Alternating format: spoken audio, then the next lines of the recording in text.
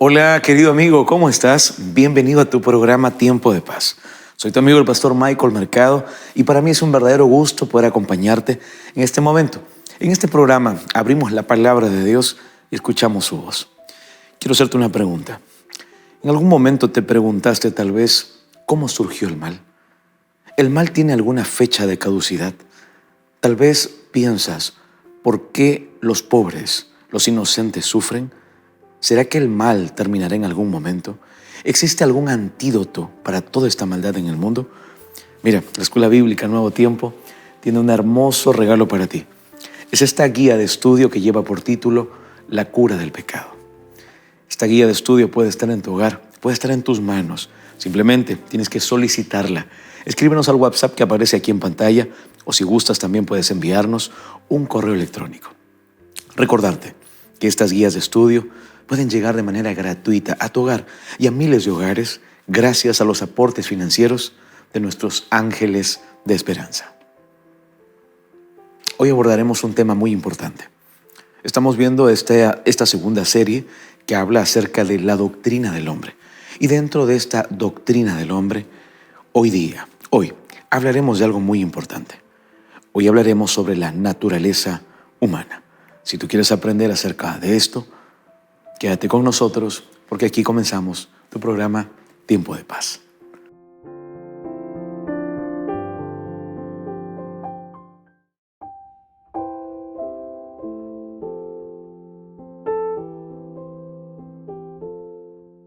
Cierto muchacho en Francia llegó harapiento y sucio a un orfanato. Él se presentó de esta manera. La vida lo había golpeado, incluso él estaba un poco herido. Ya no sabía qué hacer con su vida y tomó como última esperanza acudir a este orfanato. Cuando él se acerca, el director sale, lo ve y le dice: ¿en qué puedo servirte? El muchacho lo mira y le dice: por favor, necesito que ustedes me ayuden. Necesito que ustedes me reciban. Estoy sucio, no tengo zapatos, tengo hambre. El director lo observa y lo mira y le dice: solo quiero hacerte una consulta. ¿Traes alguna carta de recomendación? ¿Estuviste tal vez en otro orfanato? A lo que el joven lo mira extrañado y le dice: necesito una carta de presentación. Mire mis pies, mire mi ropa. Por favor, míreme. El director lo observa una vez más. Su corazón se conmueve y le dice: bienvenido, aquí te ayudaremos. Llegaste al lugar donde puedes encontrar solución. ¿Cuántas personas, apreciado amigo o amiga, en este tiempo también están tal vez como este joven, con harapos, con heridas, descalzos del alma? Tal vez no con heridas físicas, pero sí con heridas mentales, sentimentales o espirituales.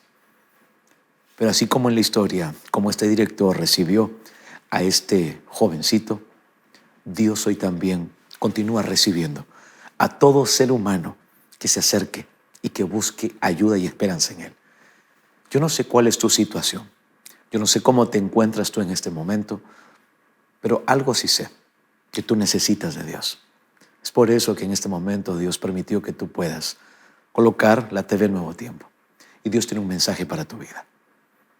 ¿Me permites realizar una oración antes de que podamos abrir la Biblia? Ahí donde tú estás, acompáñame en esta palabra de oración. Bondadoso Dios, hoy vamos a hablar de un tema importante desde tu palabra, desde la Biblia. Quiero pedirte que puedas bendecir, por favor, a nuestros amables auditores que están del otro lado de la pantalla. Háblanos a través de tu palabra, Señor. En el nombre de Jesús oramos. Amén. ¿Tienes tu Biblia? Yo tengo aquí la Biblia en mi mano. Y sabes, este es nuestro segundo capítulo. Estamos hablando acerca de doctrinas que aparecen en la Biblia y estamos abordando acerca de la doctrina del hombre. Hablamos en un capítulo anterior acerca de la creación, ¿recuerdas? Y hoy día vamos a hablar acerca de la naturaleza humana. Si tú tienes tu Biblia, yo te pido que la traigas porque la vamos a utilizar. Así que en este momento vamos a ir al primer libro de la Biblia, a Génesis, ¿te parece? Vamos a ir a Génesis, el capítulo 1, el versículo 26. Mira lo que el texto bíblico menciona y dice: entonces dijo Dios: hagamos al hombre a nuestra imagen, conforme a nuestra semejanza, y señoree en los peces del mar. ¿Qué dice? Señoree en los peces del mar. Pero ¿qué más dice? También en las aves de los cielos, en las bestias, en toda la tierra y en todo animal que se arrastra sobre la tierra. Dios hizo al hombre y a la mujer a su imagen y a su semejanza. Los creó con una individualidad propia y con la facultad y la libertad de pensar y de obrar. La facultad de decidir, la facultad de escuchar y conocer la verdad, decidir si servir a Dios o servir al enemigo. Pero un momento, en toda esta creación perfecta nos damos cuenta también de que acontece algo, de que esta libertad, ¿verdad? De que esta libertad también podría traer algunos problemas. ¿Sabes? El amor requiere libertad. Incluso cuando Dios sabía de que eso pondría tal vez algunas criaturas, algunos seres en contra de Él, tomando elecciones incorrectas. Pero mira, vamos a ver en este momento, cuando Dios dice, hagamos al hombre. El primer punto que vamos a analizar es este. ¿Te parece? El texto bíblico dice, hagamos al hombre, ¿verdad?, a nuestra imagen. Aquí nosotros encontramos uno de los más grandes gestos de amor. Cuando vemos la creación día por día, ¿verdad?, nos damos cuenta de que Dios utiliza su voz, utiliza su palabra, la palabra creadora de Dios. Pero aquí, a este Dios trascendente, lo vemos como un Dios inmanente, ahora un Dios que ingresa. Por eso me agrada utilizar esta expresión, uno de los gestos más grandes de amor. Yo no sé si tú ya recibiste un gesto de amor. ¿Lo recuerdas? Tal vez no solamente lo recibiste, sino que también lo exteriorizaste. En algún momento entregaste algún gesto de amor para con tu cónyuge, tal vez para tu novio, tal vez para tu hijo, amiga, amigo. Este es el gesto más grande de amor que acontece en la Biblia. Porque Dios, amigo, toma con sus manos y empieza a formar al primer ser humano. El texto bíblico dice, hagamos al hombre. Mira lo que dice Génesis, el capítulo 2, el versículo 7. El texto bíblico dice así. Entonces Jehová Dios formó al hombre del polvo de la tierra y sopló en su nariz, que dice, aliento de vida, y fue el hombre un ser viviente. ¿Sabes? Necesitamos recordar algo importante. Cuando Dios crea a este hombre, cuando Dios permite que este gesto de amor no solamente sea exteriorizado y visto en aquel momento, sino colocado aquí en su palabra, para que tú puedas recordar que Dios no te creó solamente con su voz. Él no utilizó su palabra creadora, Él utilizó sus manos. Él te formó. Él se detuvo, tomó el tiempo. La deidad en pleno, la Trinidad, Dios Padre, Dios Hijo, Dios Espíritu Santo, creando a la primera criatura. Pero Dios sabía la necesidad que tendría este hombre, ¿cierto? Es por eso que Él decide hacerle una ayuda idónea. Y dijo Jehová Dios, no es bueno que el hombre esté solo. Le haré ayuda idónea para él. Versículo 21 y 22. Entonces Jehová Dios hizo caer sueño profundo sobre Adán, y mientras éste dormía, tomó una de sus costillas y cerró la carne en su lugar. Y de la costilla que Jehová Dios tomó del hombre, hizo una mujer y la trajo al hombre. Qué maravilloso es Dios. Un Dios que conoce tus necesidades. Un Dios que al conocer tus necesidades, acude a ti para suplirlas. Dios crea esta ayuda idónea. ¿Sabes lo interesante de esta palabra en su lengua materna, el hebreo, de ser ayuda idónea? No solamente se refería a que la dama, la mujer, ¿verdad?, la varona, porque del varón fue tomado, como dice la Escritura, sea ayuda idónea para el hombre, sino que este verbo también se utiliza para que el hombre sea ayuda idónea también de la mujer. Hay una interdependencia entre ambos. Pero dentro de este tema, que es la naturaleza humana, encontramos algo que no debemos olvidar. Adán y Eva reciben un hogar que es el jardín. Yo no sé si a ti ya te tocó ir a algún museo, Tal vez te gustan visitar museos, pinacotecas, tal vez conoces lugares muy lindos o tal vez tu casa, ¿verdad? Es muy similar a un palacio. ¿Sabes? El jardín del Edén, donde Dios colocó a Adán y a Eva, era el lugar más bello que puede haber existido en la historia de la humanidad. El texto bíblico remarca y nos aclara algo importante. Mira lo que la palabra de Dios menciona y dice, en Génesis, ¿te parece si vamos a Génesis? El capítulo 2, el versículo ahora 8, 9 y 17. El texto bíblico dice lo siguiente. Y Jehová Dios plantó un huerto en Edén, al oriente, y puso allí al hombre que había formado. Y Jehová Dios, dice el versículo 9, hizo nacer de la tierra todo árbol delicioso a la vista. Y todo árbol que había puesto, que era delicioso a la vista, era bueno no solamente para observarlo, sino también era bueno para comerlo. También el árbol de la vida, en medio del huerto, y el árbol de la ciencia del bien y del mal. ¿Qué otro texto tenemos que leer? El versículo 2, 8, 9, y mira lo que dice el versículo 17. Mas el árbol de la ciencia del bien y del mal no comeréis, porque el día que de él comieres, ciertamente morirás. Dios coloca a esta pareja. ¿Dónde? En el Edén, en el jardín. Este era su hogar. Y ahí coloca distintos árboles, distintos frutos donde ellos podían comer, saborear. Pero, ¿sabes? Habían dos árboles principales. Estaba el árbol de la vida y también estaba el árbol del conocimiento de la ciencia del bien y del mal. Y el versículo que nosotros leímos, el versículo 17, especifica claramente y dice, un momento, todo puedes comer, pero de este árbol no vas a comer. ¿Sabes? Vamos a continuar con la historia, porque después vamos a ver el siguiente punto que habla de la caída. Pero antes de pasar ahí, yo quiero recordarte que esta fue la manera en cómo se cumplió de manera hermosa, culminante, la semana de la creación. Y quiero finalizar con el versículo 31, esta primera parte, porque todo lo que Dios creó fue bueno en gran manera. Mira lo que dice el versículo 31, Génesis 1:31. Y vio Dios todo lo que había hecho, y he aquí que era bueno en gran manera. Y fue la tarde y la mañana, el día sexto. Este es el Dios que nos presenta la Biblia, un Dios perfecto, un Dios inmutable, un Dios de amor. Ahora bien, ¿qué pasa después de todo esto? ¿Qué es lo que acontece? Ahora veremos la caída.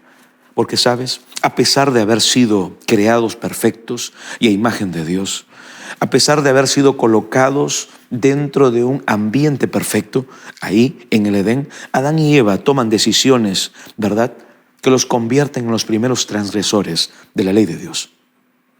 Adán y Eva, a pesar de haber estado en el lugar más hermoso, a pesar de haber tenido este contacto directo con Dios, ellos se convierten en los primeros transgresores. ¿Qué fue lo que pasó? ¿Sabes? Yo quiero tal vez acá plantear algunas preguntas que podrían tal vez estar en tu mente ahora o en algún momento las hiciste. ¿Cómo sucedió un cambio tan radical y terrible? Si Dios creó un mundo perfecto, ¿cómo pudo desarrollarse el pecado? Y esto nos llevaría a la tercera parte del tema. Dios y el origen del pecado. Mira, acá hay algo importante que tenemos que tener en cuenta.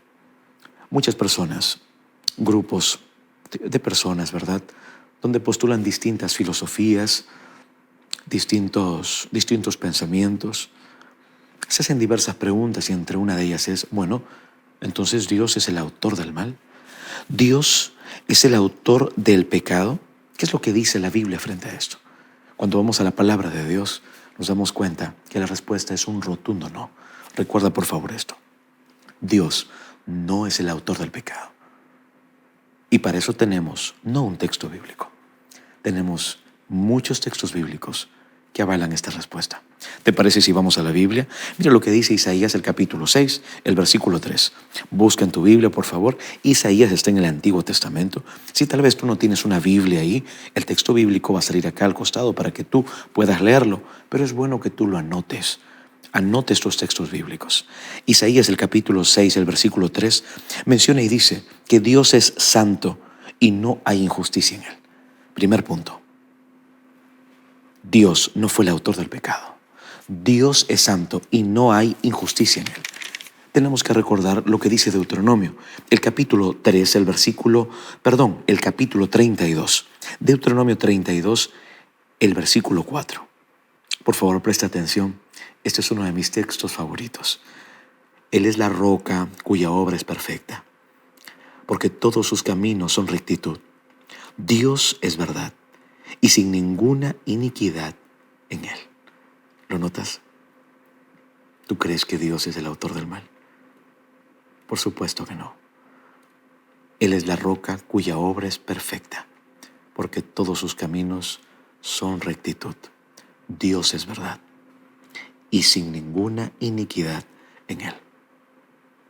Necesitamos remitirnos ahora a nuestro amigo Job, porque Job también nos ayuda a recordar en el contexto de la naturaleza humana, en el contexto de la doctrina, bien digo, del hombre o de la humanidad.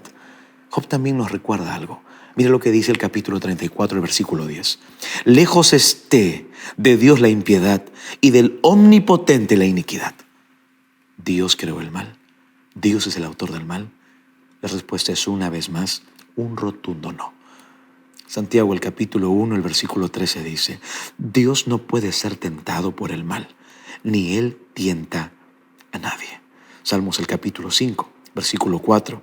Salmos, el capítulo 11, el versículo 5, claramente mencionan y dicen que no hay miscibilidad, no puede haber unión entre el pecado y Dios. Porque el texto bíblico en Santiago 5:4, en Salmos 5:4 y Salmos 11:5 dice que Dios odia el pecado. ¿Quedó claro? ¿Será que la Biblia nos clarificó esta idea? ¿Será que la Biblia clarificó esta pregunta? ¿Dios es el autor del pecado? El rotundo no es la respuesta. Recuerda, por favor, la creación original de Dios, ¿verdad? Siempre fue buena en gran manera. Como bien lo menciona Génesis, el capítulo 1, el versículo 31. Pero ahora necesitamos ver algo importante. Si Dios no es el autor del pecado, ¿quién lo es? Porque el pecado se originó. ¿Quién es el autor del pecado? Mira, cuando vamos a Ezequiel, el capítulo 28, el versículo 17, ahí encontramos quién es el autor de este pecado. ¿Quién es el autor original del pecado, de la maldad, del dolor y del sufrimiento? Primero debes de recordar que Dios no creó autómatas. Dios no creó personas programadas para que le sirvan, para que le amen, simplemente programándolas. No, Dios no creó autómatas, Dios no creó robots, Dios no creó androides. Dios creó seres libres, con pensamiento, con individualidad, con la manera y la forma de elegir y de decidir. Es por eso que cuando nosotros leemos, ¿verdad?, en Ezequiel, el capítulo 28, el versículo 17, aquí encontramos a un ángel llamado Lucifer, que decide rebelarse contra Dios. En esta libertad que él poseía, en este libre albedrío, él decide rebelarse contra Dios. Pero no solamente esto. Cuando vamos a 1 de Timoteo, el capítulo 3, el versículo 6, ahí se menciona algo interesante. Ahí se habla acerca de la condenación del diablo, acerca de la vanidad. Lo que Satanás quería, ¿sabes qué era? Era usurpar el trono de Dios. Lo que Satanás quería era la autoridad de Dios. Quería tener la autoridad de Dios. Pero qué interesante, que no quería poseer el amor que Dios tenía. Es ahí cuando se origina todo este mal y este pecado. Pero mira, necesitamos recordar algo importante. Aparte de que Lucifer empezó a codiciar el lugar que le pertenecía a Dios, Isaías 14, 12 al 14, nos damos cuenta de lo que estamos mencionando, tú puedes revisarlo. Él quiere usurpar el lugar de Dios. Incluso nos damos cuenta que el texto bíblico menciona cuando Satanás, Lucifer, dice, yo subiré a las alturas, me sentaré en el trono. Y es interesante notar que el Hijo de Dios, Jesús, hace todo lo contrario a lo que Satanás quería hacer. Las aspiraciones negativas, denominadas o guiadas por el orgullo, por la vanidad de parte de Satanás, son presentadas en manera totalmente opuesta de parte de Jesús. Permíteme explicarte. Mira, Satanás decía: subiré al trono y me sentaré. Jesús dejó su trono y descendió para morir por ti. Satanás dijo: seré semejante al Altísimo. Jesús es Dios, pero Jesús dijo: seré semejante a la humanidad. Yo vendré, me encarnaré aquí para poder salvar tu vida, para poder salvar a José, a María, a Pedro, a Verónica, a Paola, a Miguel Ángel. Jesús vino a esta tierra, se encarnó para salvarte. Pero esto no finaliza y no termina ahí. En Apocalipsis, el capítulo 12, el versículo 4 y el versículo 7 al 9, ¿sabes? Aquí se presenta algo que no debemos olvidar. Lucifer sembró la semilla del descontento entre todos sus compañeros. Ellos fueron expulsados del cielo. Entonces, ya conocemos, según la palabra de Dios, quién es el autor del pecado: Satanás. No lo olvides, por favor. Dios no es el autor del mal. Pero ahora tenemos que ver algo interesante.